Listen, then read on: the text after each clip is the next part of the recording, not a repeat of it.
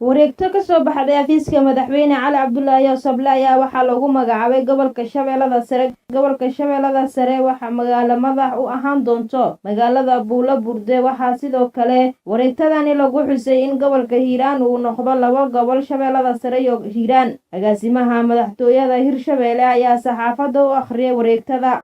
mid muddo aad u dheer soo jiray kadib markuu garwaaqsaday inay tahay waajib dastuuri ah inay dawladda ku shaqeyso rabitaanka shacabkeeda, kadib markuu wada tashi dheer in muddo ah baa la sameynayay xildhibaanada dowlad goboleedka Hirshabelle ee ka soo jeeda gobolka Hiiraan, asagoo ilaalinaya waajibaadka dastuuriga ee ka saaran guud ahaan shacabka ku dhaqan dowlad goboleedka Hirshabelle iyo awoodaha buuxa ee uu siinayo dastuurka ku meel gaarka dowlad goboleedka Hirshabelle.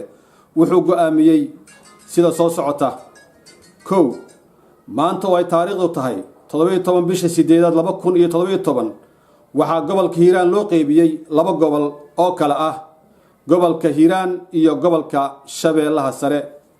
labo, gobolka Hiiraan wuxuu ka kooban yahay degmooyinka kala ah Beledweyne, Feerfeer, Matabaan, Farlibaax, Ceel Cali, Halgan iyo Moqokori, waxaana magaalo madax u ah degmada Beledweyne.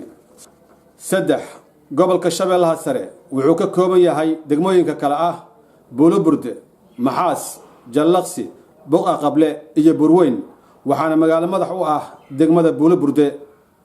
haddaba waxaa la farayaa dhammaan hay-adaha dawliga iyo maamulada jira inay u howlgalaan dhismaha maamulka gobolka cusub ee Shabeellaha Sare. wareegtadan waxay dhaqan galaysaa markuu saxiixo madaxweynaha dowlad goboleedka Hirshabelle wuuna saxiixay. waana mahadsantiin. dhanka kale madaxweyne Yoosable waxa uu ka hadlay faragelinta uu sheegay in dowladda dhexe ee dalka ay ku hayso dowladda dhexe ee Soomaaliya. ra'iisul wasaare Khayre waxaan xaqiiq dhab ku haynaa ra'iisul wasaare Khayre inuu yahay ninka ka dambeeya afgembiga fashilay ee maanta Jowhar la isku dayay in si boob ah kursiga lagu qaato. waxaan ognahay Khayre dhaqaale ayuu ku soo bixiyay. waxaan ognahay annagaanan garan oo daacad ahayn muddo 5 bilood ah ku dhawaad 4 bilood ah yani Khayre waxa uu hortaagnaa dhaqaalihii Hirshabelle lagu taakuleynay ee dawladdii ka horeysayba ay bixin jirtay.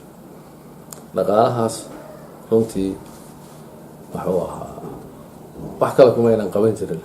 xildhibaanada unbaa gudna looga dhigi jiray. ayadiina sababta uu gooyeyna wax kale ma ahayn xildhibaanada iyo madaxweynaha yani hal iska hor keeno ayay ahayd.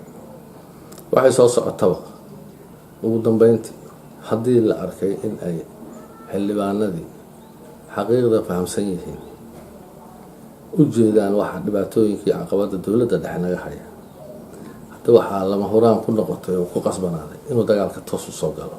saakay haddii uu xaqii ay lahaayeen oo ay helayaan anigu aad iyo aad ugu faraxsana. laakiin waxaan leeyahay Khayro waxaad ka shaqeynaysaa waa afgembi.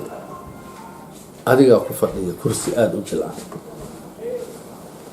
adiga ay Soomaali ku aragtaa afgembiga aad isku dayayso.